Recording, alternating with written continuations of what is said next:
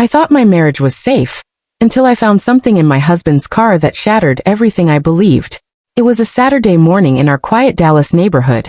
The kind of morning where the air smelled of fresh-cut grass, kids' laughter echoed from backyards, and neighbors waved as they set out folding chairs for a backyard sale. Everything looked normal, comfortable, perfect even. Inside our home, I had already done my chores. I baked muffins, started a load of laundry, and thought about what to cook for dinner.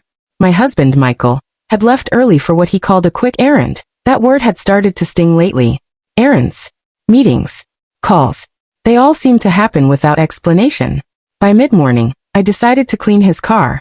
Michael was particular about appearances, always telling me he wanted the house to look respectable. Yet his car, the one he drove to work and church on Sundays, was always cluttered. Receipts, coffee cups, old newspapers. I thought I was doing something nice. Something a wife of 18 years would do without hesitation. I opened the driver's side door, dust brushed into my face, and I shook my head with a little smile. Typical Michael, I whispered to myself. But when I bent down to gather wrappers from beneath the seat, my hand hit something smooth. A tube. Small, discreet, tucked away just out of sight. I pulled it out and held it in the light streaming through the window. My breath caught. It wasn't lotion. It wasn't hand sanitizer. It was lubricant. For a moment, my chest tightened so hard I could barely breathe. The sound of birds outside faded, replaced by the pounding of my own heartbeat. My mind scrambled for an explanation. Any explanation. Maybe he had bought it for us. Maybe he left it there by accident. But deep down I knew. This wasn't for me. I sat there in silence, staring at it, my hand trembling. Every instinct screamed at me to march into the house, slam it down on the kitchen counter, and demand answers. But I didn't. I couldn't. Something in me told me to stay quiet. Because the truth might be worse than I imagined. If you're watching this video, give it a like, subscribe to the channel, and tell me in the comments where you're watching from. I want to know how far this story reaches. Don't just sit there quietly like I did. So I slipped the tube back under the seat. I finished cleaning the car, wiped my hands, and smiled when Michael came home later, pretending nothing had happened. But inside I was crumbling. Because once you discover something like that, you can't unsee it. And you can't unknow it. And as I folded laundry that afternoon, humming along to the radio, I realized I was no longer just a wife. I was a woman with a secret. And secrets demand answers. I had no idea yet just how deep this secret went. And I had no idea who was waiting on the other end of it. My name is Evelyn. I'm 42 years old, a wife of 18 years, and a mother of 2 grown children. To anyone who looked at our lives from the outside, we had the kind of marriage people envied. We lived in a quiet suburb just outside of Dallas, Texas. The streets were lined with oak trees, the kind that bloom wide and heavy in the spring, and neighbors often stopped by with pies during the holidays. From the outside, we were part of that postcard image of American family life, the kind people write about in Christmas letters, all smiles and vacations and laughter. My husband, Michael, was a respected accountant. He dressed neatly, always pressed shirts and polished shoes. People admired him for being steady, reliable, the man who never raised his voice in public and always shook hands firmly at church. To neighbors, he was the model of a devoted husband and father. At backyard barbecues, they would often comment on how lucky I was. And I would smile, nod politely, and agree because wasn't that the script I was supposed to follow? The truth is, I once believed it myself. When we first got married, I gave him everything, my trust, my loyalty, my future. I put my dreams on hold without hesitation. I had studied English in college and dreamed of teaching, maybe even writing someday. But when our first child came along, Michael and I decided together that I would stay home, raise the kids, and build the foundation for our family. I didn't argue. I wanted to be there for our children, to see every first step, every school play, every soccer game. I told myself it was worth it. And for a long time it was. Our children grew healthy and strong. Our son joined the military. Our daughter went off to college in another state. They were my pride, my joy, the reason I didn't regret the sacrifices I made. But when the house became quieter, when the noise of toys and teenage arguments faded into silence, I started noticing things I hadn't before. Things that had been there all along but had been drowned out by the chaos of raising a family. Michael began working late more often. At first it was once in a while, tax season he would say, or a big client needing attention. But then it became routine. His chair at the dinner table grew cold more nights than not. He would call just as I was setting down plates. His voice rushed, always apologetic but distant. "Don't wait up," he'd say. "I'll grab something on the way home." I would nod, even though he couldn't see me, and eat alone, staring at the empty seat across from me. There were excuses, vague and slippery. A flat tire. Traffic that didn't match the route I knew he always took. A phone call he had to take outside when we were at a restaurant, standing in the parking lot with his back turned to me, whispering into the receiver. Each time I asked, his answers were polished, practiced, as though he had rehearsed them in the car before stepping through the front door. And yet, I silenced my doubts. I told myself every marriage goes through phases. That maybe he was just stressed. That maybe I was imagining shadows where there was light. After all, wasn't he the man who had once brought me flowers on a random Wednesday? The man who held my hand through childbirth? The man who promised forever in front of God and everyone we loved? But I couldn't shake the feeling that something was shifting between us. It wasn't one big crack. It was 100 little ones, hairline fractures in the foundation of a life I had built with everything I had. His eyes didn't linger on me the way they used to. His laughter came less easily at home. Yet I overheard him chuckling freely on the phone with someone else. Even the way he hugged me felt different. Quick, distracted, like he was already somewhere else in his mind. I would lie awake at night beside him, staring at the ceiling, listening to the rhythm of his breathing. I used to find comfort in it, steady and close. But now every breath felt like a stranger's. Sometimes I would roll over and study his face in the dim light from the window, searching for the man I married. His features were the same, but his presence felt foreign, like he was drifting further from me with each passing day. I told myself I was overthinking. I told myself I was just lonely with the kids gone, that I was clinging to suspicions because I didn't want to face the emptiness of our home. I busied myself with routines, volunteering at the church, baking for the neighbors, taking long walks in the evenings. But no matter how much I distracted myself, the questions whispered louder in my mind. Why was he always tired?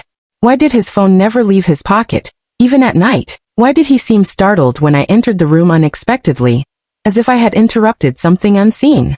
I brushed these thoughts away, day after day, because the alternative terrified me. I had built my life around him, given him everything. If there was something wrong, if there was someone else, then what had the last 18 years been for? And yet deep inside I knew. A part of me, small but insistent, had already begun to prepare for the truth. A truth I wasn't ready to face. A truth that started with a tube of lubricant under the seat of his car. Because once I found it, the questions stopped being whispers. They became alarms I couldn't silence. And I realized I was standing at the edge of a secret that was about to unravel everything I thought I knew.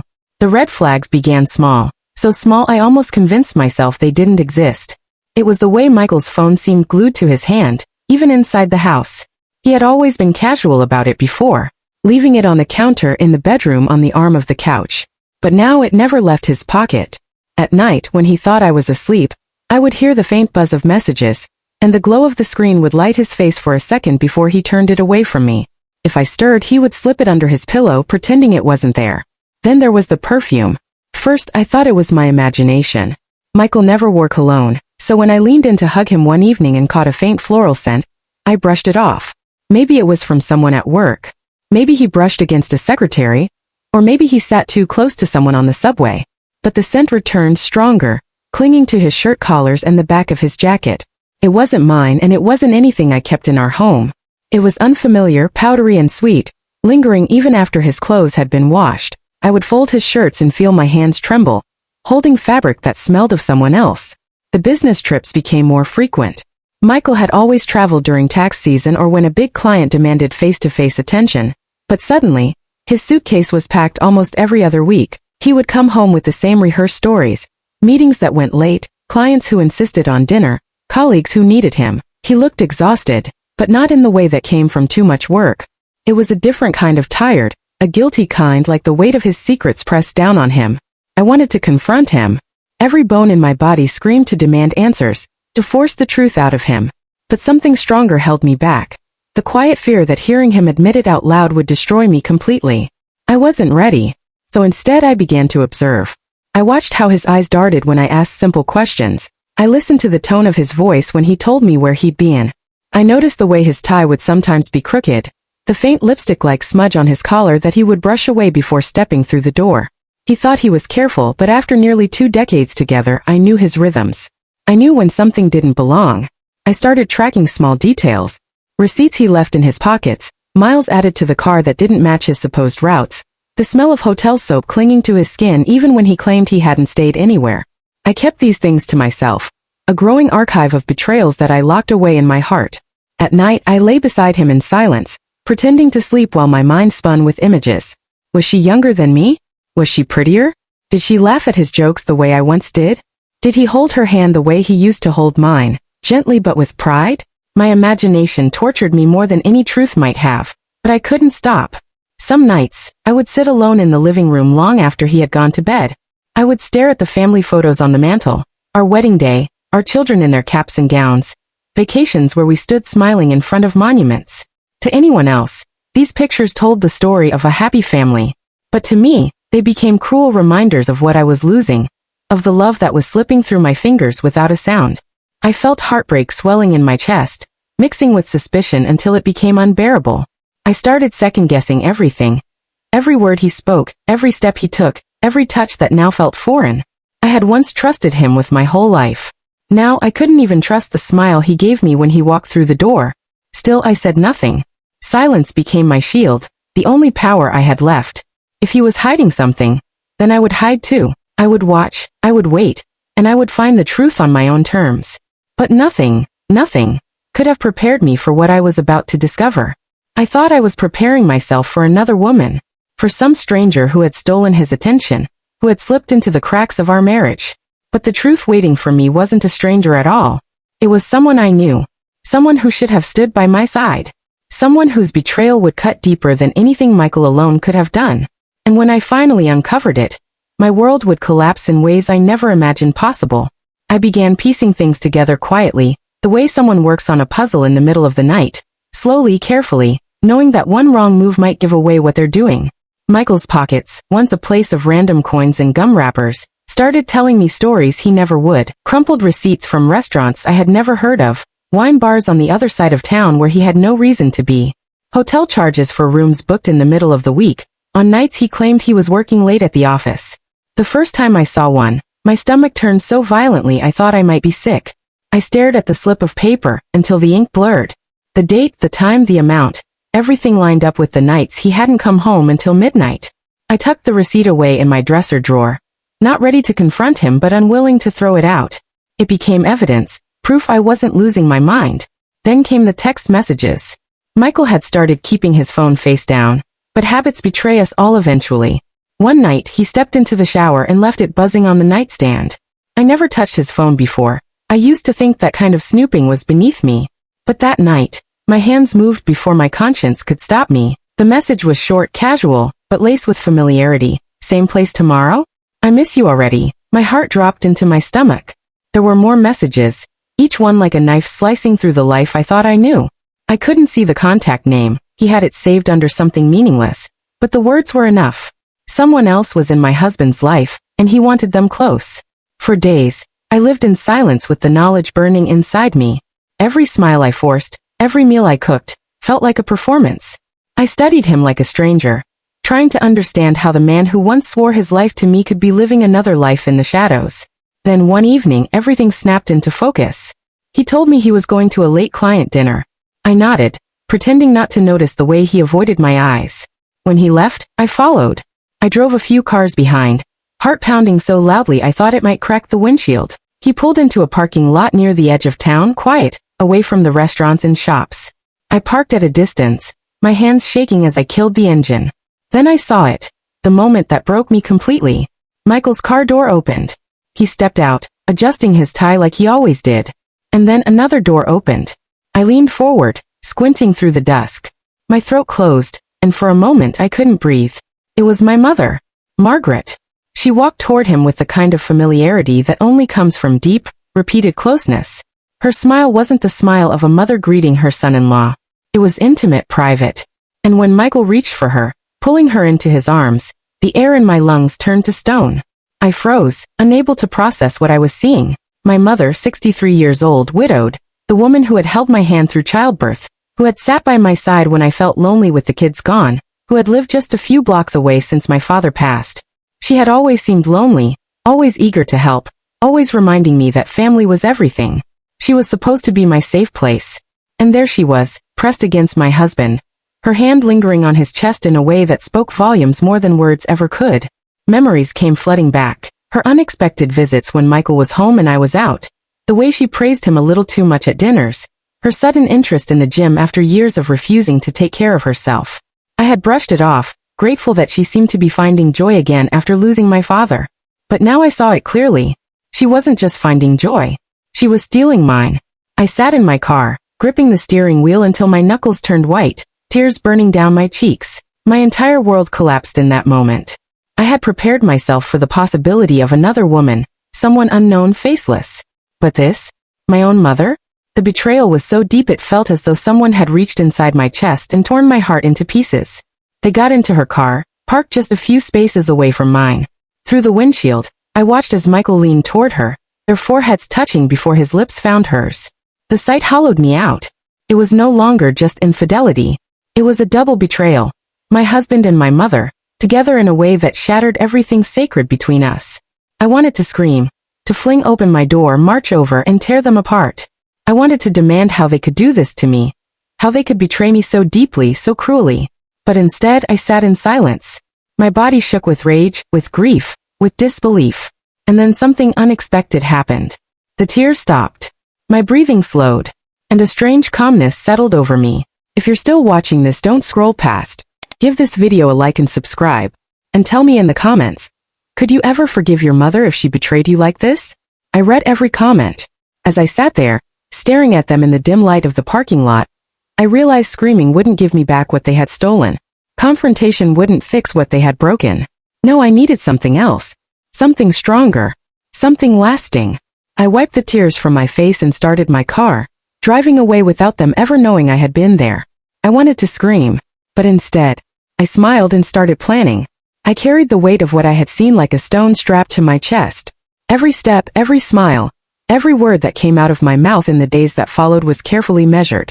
I played my role, the devoted wife, the dependable daughter, the woman who appeared to know nothing.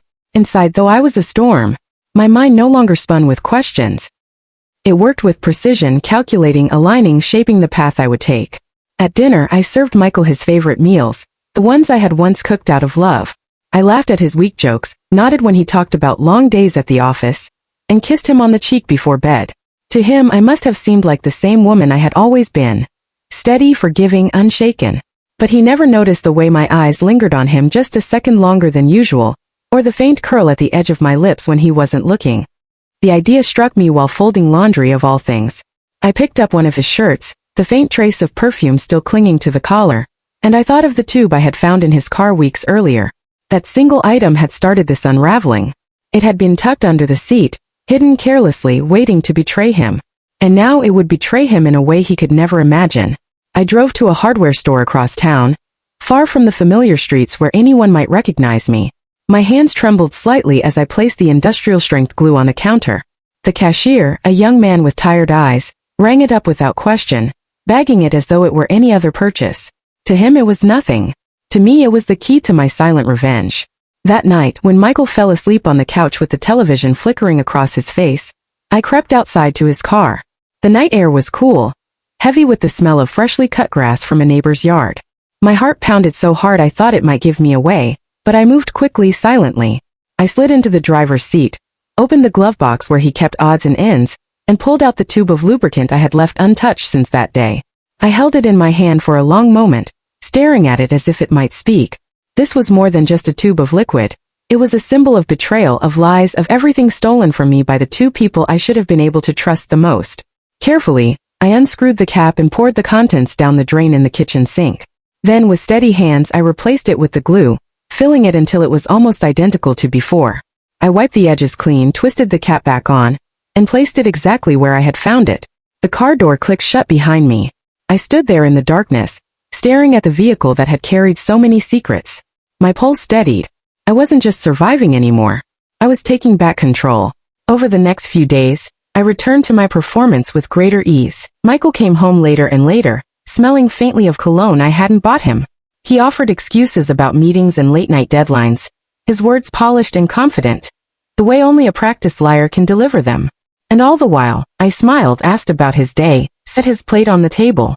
Every sound in the house became a reminder of what I was waiting for. The creak of the stairs as he walked up to bed. The buzzing of his phone he'd silence before slipping into the bathroom. The distant hum of his car pulling into the driveway well past midnight. Each noise carried a tension I could almost taste, because I knew it was only a matter of time. I would sit in bed, pretending to sleep, while my thoughts spun out in the quiet. I pictured the moment they would reach for that tube, the trust they placed in each other becoming the very thing that would undo them. I imagined Michael's face twisting in confusion, then in pain, and Margaret's voice, my mother's voice, breaking into panic. And I, Evelyn, would be far away in the shadows of it all, untouched, unseen, but not uninvolved. The glue wasn't just about revenge. It was about silence. About forcing them to suffer without ever knowing I was the one who held the match to their carefully built lie. I would never scream, never accuse, never confront them. Instead, I would let the truth unravel in the most intimate, painful way possible. Every day I passed my mother's house, I felt the sting of betrayal anew. She still waved sometimes when she saw me, her face warm and welcoming, as though she wasn't sharing her body and her secrets with my husband. I waved back, the picture of a dutiful daughter, but inside, my fury burned hotter. Michael began to grow careless. He hummed more often when he thought I wasn't listening, a subtle happiness that had nothing to do with me. He wore shirts pressed with unusual care, cologne heavier than usual, his hair combed with more attention. These small changes were enough to confirm that their affair had not slowed. It was only deepening. And I waited. Quietly. Nights stretched into mornings, and the tension built like a string pulled too tight. My plan was no longer just a thought. It had become part of me, stitched into every breath, every movement, every word I spoke. And while they moved through the world believing they had fooled me, I knew the truth. I knew what was coming. I smiled more often in those days, and Michael mistook it for complacency. He believed he had me where he wanted, blind, devoted, forgiving. But my smile was not for him. It was for the secret I carried, the knowledge that their betrayal would not end the way they imagined. I no longer lay awake at night wondering why. I only thought about when they would reach for that tube, when their laughter would turn to gasps, when their stolen passion would twist into something else entirely. And as the days ticked by, I felt no fear, only anticipation, only a strange, sharp peace, because the moment was coming, and I would be ready. That evening, Michael slipped out again, his voice steady as he fed me the same tired excuse, another late-night meeting. He kissed the top of my head, casual and practiced, before stepping out into the night. I didn't follow. I didn't need to. I had already set everything in place. All I had to do now was wait. Hours later, the quiet hum of the neighborhood fractured. Shouts broke the silence, followed by gasps, then the unmistakable blare of sirens. Red and blue lights lit up the street, their flashes bouncing off windows and casting jagged shadows across the walls of my living room. I moved slowly to the window, my coffee warm in my hand, my pulse steady. Neighbors were spilling onto their porches, drawn by the chaos. Their voices buzzed with curiosity, overlapping as they pointed toward the commotion happening just a few houses away. And then I saw it. Michael was in the middle of the street, his face twisted in agony, his body bent unnaturally. But he wasn't alone. Margaret was there too, my mother, clinging to him, her face pale and drenched in humiliation. And then it became painfully clear. They weren't just together. They were stuck. The paramedics rushed forward, their confusion visible even from a distance. The whispers among the neighbors turned into stunned laughter, gasps, and horrified chatter. The scene was grotesque, humiliating, unforgettable. Margaret tried to cover her face, but there was no hiding it now. The entire neighborhood had already seen. Michael groaned, his voice cracking with pain, while Margaret sobbed, begging for someone to help. But there was no sympathy in the air. Only curiosity. Only judgment. Only whispers that spread like wildfire. The paramedics, their faces set with professionalism, but eyes betraying disbelief, struggled to separate them. Gloves snapped, equipment clattered, orders were shouted. But the damage was done. The very thing they had used to betray me had betrayed them in return. Eventually, the paramedics loaded them both, still fused together, onto the stretcher. Their cries echoed through the night as the ambulance doors slammed shut. The sound of the siren swallowed their shame as they were rushed to the hospital, forced to face the most humiliating moment of their lives in front of flashing lights and a neighborhood that would never forget. I stood by the window, sipping my coffee with deliberate calmness, watching as neighbors leaned into one another, murmuring with wide eyes and shaking heads. She was with him. They were stuck, did you see? Oh my God, can you imagine the shame? Their betrayal had been private, secretive, carefully hidden, but their downfall? It was public. It was grotesque. It was unforgettable. And it was perfect. If you're watching this video right now, you're invested in Evelyn's story. Don't just sit there. Hit that like button, subscribe to the channel, and share this story with someone who loves a shocking twist. It helps more than you know. As the ambulance disappeared into the distance, Margaret and Michael carried away with it. I leaned back in my chair, my lips curling into the faintest smile. I hadn't screamed. I hadn't confronted. I hadn't lifted a hand against them. All I had done was wait in silence, patient and steady, until the truth devoured them. And just like that, their dirty secret became everyone's entertainment. At the hospital, the walls echoed with chaos, but beneath the fluorescent lights and hurried footsteps, the truth began to unravel in ways no one could stop. Michael lay on a gurney, still fused in humiliation and pain, his face slick with sweat, his eyes darting desperately to anyone who might help. Margaret hovered beside him, her hair disheveled, her hands trembling as she tried to cover her face from the stares of staff and strangers alike. The nurses whispered among themselves, their professionalism strained by disbelief. They had seen many things in their careers, but this was something that would cling to their memories forever. When the doctor finally stepped into the room, his voice was stern, clipped, stripped of any compassion. He demanded to know what had happened.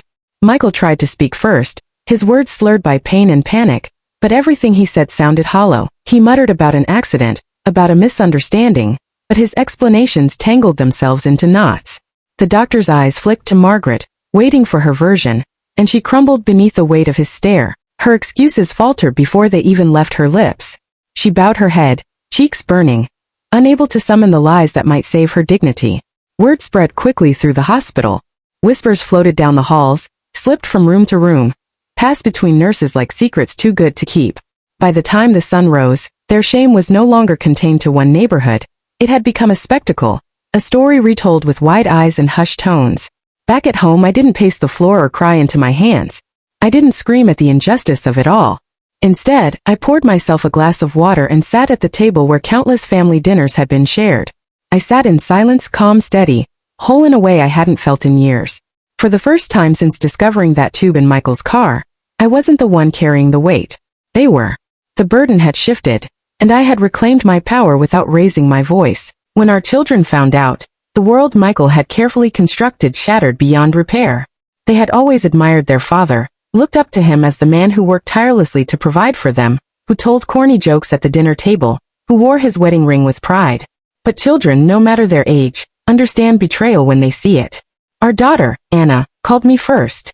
Her voice shook with anger as she asked how long I had known, how long he had been lying to us all. I could hear the heartbreak laced in every word, the disbelief that the man she had once called her hero had become a stranger overnight. Our son Matthew didn't ask questions. He only said one sentence before hanging up. He's not my father anymore. The rejection from his children struck Michael harder than any pain his body endured.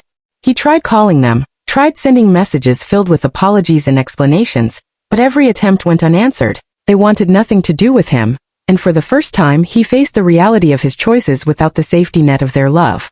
Margaret's fall was even harsher. For years she had been the matriarch who offered advice, the grandmother who baked cookies, the neighbor who waved kindly as she tended her garden.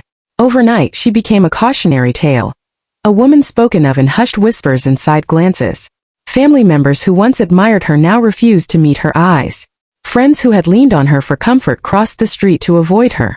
She had destroyed not only my trust but her own legacy, and there was no glue strong enough to piece that back together. Neighbors treated me differently too, though in a way that surprised me. At first I feared they would pity me, that I would become the woman whispered about for being blind, for being betrayed so deeply. But instead, they looked at me with a mixture of respect and sorrow, as if they had witnessed my quiet strength from afar. Women lingered longer when we passed on the street, their voices softer, their smiles kinder. Men offered to help with things Michael used to do, their tone carrying unspoken acknowledgement of the storm I had weathered. I hadn't shouted. I hadn't begged. I hadn't lowered myself to their level. I had waited, and I had allowed the truth to do what it always does, rise to the surface and reveal everything. And now, standing in the ruins of their lies, I found myself stronger, steadier, untouched by the chaos they had created. Michael sat in that hospital bed, stripped of dignity, abandoned by his children, clinging to excuses no one believed. Margaret faced a world that would never forgive her, a family that would never look at her the same way again. And me?